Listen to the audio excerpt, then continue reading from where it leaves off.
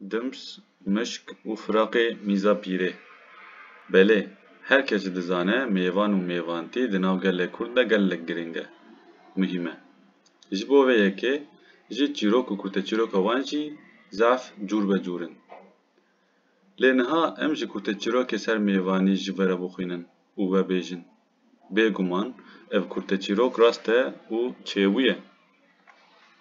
Demekê bajarê Mûşê û li gundekî Qopê de zilamek, mêvanê yek malê bûye. Navmalî kerema xwe kiriye û xêrhatî bavê min ser sera û serçawa hatiye gotiye. Mêrîk jî bi kêfxweşî rûniştiye. Li piştî vê yekê navmalî çûye menzela xwarinê, lê ji bo pêşkêşiyê xwarinê bike û li paşê di hundirê firaxek de hinek dims aniye.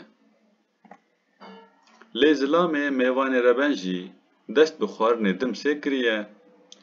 Li di vî encamê de jî zarokê malê keçikek ji ber birayê xwe yê mezin reviyaye û li berdora mêvan jî gêriyaye.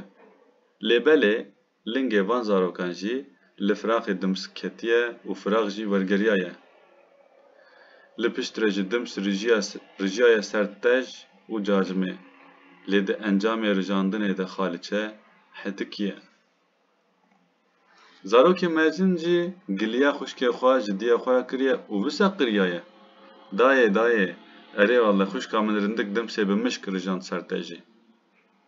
Mêvan ji giliya zarok bê hesiyaye û lê bi şêvî bişaşî û bi bêhidînî wisa gotiye ji zarok re: Çi, dims bi çi bû?